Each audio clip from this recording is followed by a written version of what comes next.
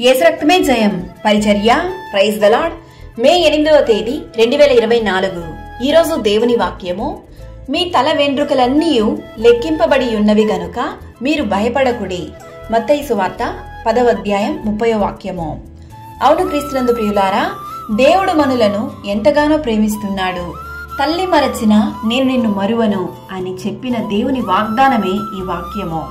చాలా సందర్భాలలో మనం ఒంటరితనాన్ని అనుభవిస్తూ ఉంటాం. నా అన్నవారు ఉన్నప్పటికీ ఎవరూ లేరు అనే సందర్భాలను బట్టి కృంగిపోతూ ఉంటాం. ఎవరు నన్ను పట్టించుకోలేదు, ప్రేమగా పలకరించడం లేదు, రేపటి నా పరిస్థితి ఏమవుతుందో, అనారోగ్య సమస్య, ఆర్థిక ఇబ్బందులు నన్నేమి చేయునో అని దిగులు చెందుతున్న నీతోనే దేవుడు ఈరోజు ఈ వాక్యం ద్వారా మాట్లాడుతున్నాడు.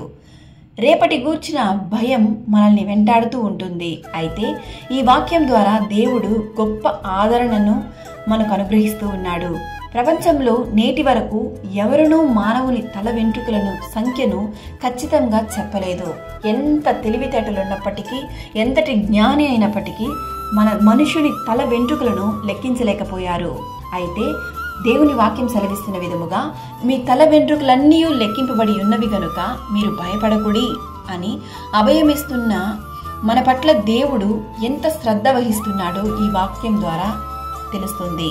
ఈరోజు ఈ వాక్యం వింటున్న ప్రియ సహోదరి సహోదరులారా, ఏ విషయమునకును భయపడకుడి. దేవుడు మిమ్మల్ని, మీ భవిష్యత్తును, మీరు ఎదుర్కొంటున్న పరిస్థితిని బాగుగా ఎరిగి ఉన్నాడు గనుక ఏ కలత చింత చెందక దేవుని యందు విశ్వాసం ఉంచి నిర్భయముగా జీవించుడి. దేవుడు నిన్ను ఆశీర్వదించి దీవించును గాక.